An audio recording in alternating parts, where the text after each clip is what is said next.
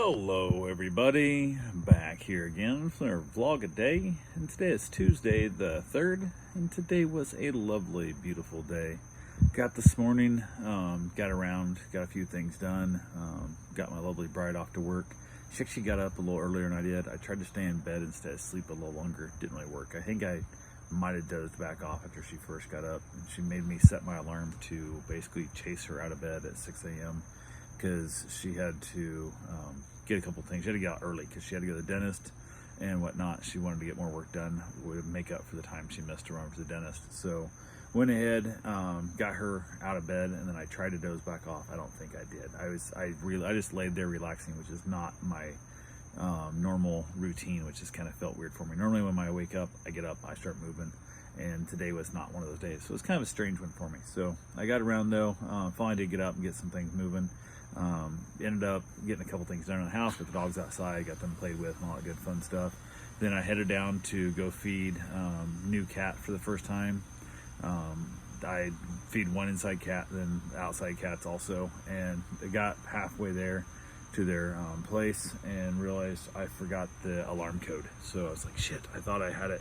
Thought they'd text it to me. They did. They wrote it on a piece of paper, which I knew that, and I looked, and so I tried to text them through the app saying, hey, forgot the code, what's the code, whatever, and it didn't send for whatever reason. The app wasn't working, the phone wasn't working right. So I was like, okay, no big deal, it happens. Just said held it, whipped a U-turn, headed back, got the code. It was not that big a deal. Grabbed it, which I laid it. It was dumb. I put it next to the keys of the motorcycle because I thought I'd take the motorcycle down to go feed the cats, and didn't. I took the car because from there I was heading up to Ormond. So grabbed the code, went down, basically got in, everything was fine, turned off the alarm, whatever, got the cats fed, went ahead and didn't see the inside cat, couldn't find it at all. The app is weird. I have to take a picture and send it usually of the pet, but if you can't find the cat in the house, then you just take a picture like out toward the water, because they're on the water there in the canal, and took a photo of basically their back door facing the water and just like, hey, proof I was here. So went ahead. I know the cat's still alive. It's in there because it's eating some food and it's using the litter box. So, but it's hiding from me. It's a very skittish, scary cat anyway. Even with them there, when I went and got the key and stuff and got the code for the alarm, the cat was hiding in the bed and whatnot, and it wasn't there this time. It's hiding somewhere else. I'm assuming probably in a closet or whatever. So from there, I headed on up to Ormond. I wanted to go check on father-in-law's house. We had the open house Saturday, Sunday and whatnot, and then we had another showing Monday on it. Wanted to go up there, and I don't trust people. We told them to turn the AC temperature back up, and I got there, and of course it wasn't. The temperature was down like 72 or some crap. It was super low. Nobody's home, no reason for that to be there. I turned the temps way back up and went ahead and grabbed my shop vac, which didn't even think about the fact that I forgot that I own a gigantic rigid shop vac with a giant wheels in the back and the handle and stuff, and I put it in the car. I'm driving a convertible Corvette, which doesn't have any storage at all, but it gets better gas mileage than my truck does. So I took the vet and just checked it in the front seat next to me because there's nowhere else to put it, which I knew I had to go in the front seat. I just didn't realize it was that big. I'm not even certain the top would have went up if it started raining. I probably could have made it work, but I might have had to flip the shop back upside down and put the handle down past the seat. But it got in there, got the hose in there and all the good fun stuff. Got that taken care of, got the house temp set, headed back home, got back here to the house, just chilling down the road. It's kind of nice having the convertible. I've owned a couple convertibles in my day, and it's just kind of fun. I don't know, it's one of those things that I'm not a big believer in owning a convertible and having the top up all the time. I have a friend of ours that has a convertible, and every time I see her, her top's up. Every time. I've only seen it one time now.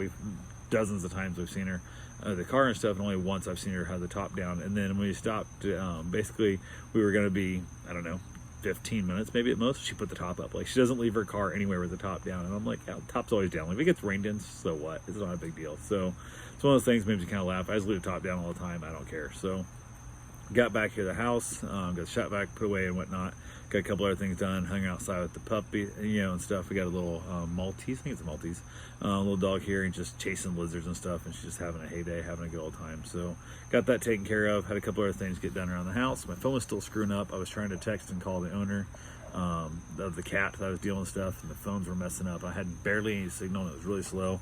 Got back here, got to Wi-Fi, I was able to start sending some text and whatnot and whatever. And then kind of basically the rest of the day, spent the day with the dogs and stuff, got a couple other things done, and headed out to go run. Got my change to go run, and my wife walked in as I was changing. I was like, what the hell, like, you're home early. And she had to get off early to go to the dentist and stuff, and she said she tried to text me and didn't go through, whatever. Also found out that Verizon phones are acting up. It's acting real weird. We looked, there's a bunch of different problems. Some people had signal. I had signal, and we have the exact same phones, exact same everything. And I had weak signal, but I had signal, and she didn't have any. So she got on the phone with Verizon Tech Service, and they told her that her SIM card was bad or whatever. She had to change out her SIM card. So she was going to head out to the service, I don't know what you're going to call it, the retail shop over here for Verizon over New Smyrna. And I said, hey, I think we have a SIM card around here somewhere. Because they sent me an extra one a while back. And I think we have one. We just need to, put it in and stuff. And I said, well, wait till I went and found it. So you wait till I got a shower, I'll put it in for you. So we put it in. Still ain't working. Can't figure it out. Ain't working.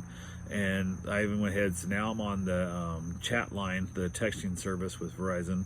She's on the phone call. We're back and forth trying both. I'm like, try both of them. See whoever gets there first. I spent over 2 hours on this chat back and forth. They sent me QR codes to scan in to get her phone turned on. It wouldn't work, nothing. Turns out I guess they somebody cut a line or something, it sounds like, but it's weird because mine's working and hers isn't. So couldn't figure it out. We spent 3+ hours on it. It was ridiculous. They wanted us to do a full hard reset on the phone, erasing everything. I'm like, there's no reason. That will make no difference at all. We already reset the networks, so it does make a difference. And she never backs her phone up. So went ahead and I backed her phone up to my MacBook Air. I backed it up to it, backed up my phone also because I hadn't backed it up onto there for a while. I backed up on my PC, but mostly I back it up when I'm doing my iTunes stuff, so I'm not certain that actually backs up all my contacts and that's too. I think it does, but I'm not certain. So I went ahead and backed it up to my MacBook Air as well. That took a while, got them done, and we finally just gave up on the whole thing with the phone, and I was like, screw it, we'll just deal it in the morning. She can still get messages through Wi-Fi and whatnot. I mean, you text messaging through Messenger and whatever and whatnot, just can't receive and make phone calls. So tried to set up the Wi-Fi calls, and it said we had to contact Verizon, and Verizon wasn't any help for it. At one point, the tech guy told me, because of what's going on, that's proof that her antenna is bad. Her antenna broke in her phone, you had to go buy a new phone now. And I'm like, that's the stupidest thing I've ever heard. Like, there's no way. This phone was working fine. Everybody in Central Florida is having issues and stuff. And you're telling me now, during that, her internal antenna broke? I said, that's the crappiest answer I've ever heard. So I'm done talking to you now. I'm done with this completely. So I basically told him to go have a crappy day and move on with life. So that was forever. Like I said, I spent 3+ hours on that crap. She finally ended up having dinner. It was late enough, I didn't feel like having dinner. So I skipped dinner. Ended up, after I gave up on it, got the phones all backed up, came outside, just had myself a nice little small cigar. And then when I headed back in, I grabbed some chips and dip and ended up having myself a nice little kind of snack, I guess, for dinner. So I had that. And then basically wrapped it up and called it a night, knowing that in the morning I would run over to the Verizon store and stand there when they first open the door and try and get in and get it figured out so I can get her phone back to her and deal with that stuff tomorrow. So that was basically my day. Kind of uneventful. And then 3.5 hours of pure misery trying to deal with this crap. And on the phone and to the tech service stuff, nobody could help us. And then the Verizon just pieced out and they basically transferred over to Apple, saying it was a hardware problem. Like, it's not a hardware problem. It's clearly your guys' fault. And they didn't tell me they were sending me Apple. They were sending me to tier 2 service. I'm like, okay, cool. And then I ended up with the Apple rep, and as we talked, he's like, have you tried this? I said, try those things. I said, they passed the buck off to you. I said, you can't help me. This is a software service issue, not a hardware service issue, and there's nothing you can do. And he goes, yeah, I get that and things like that. I hate to be that whole passing the buck. I said, they did it to you. So I'm going to go ahead and let you get back on with your day because clearly you can't help me, and Verizon's just being a piece of shit. So it is what it is. So yeah, that's what we got. She's got no phone. I have really crappy signal and coverage, but at least I have some coverage and signal, and she's got none. So anyway, that's all I got for right now. I will talk to you guys tomorrow. Have yourself a safe, wonderful day. Thanks for watching.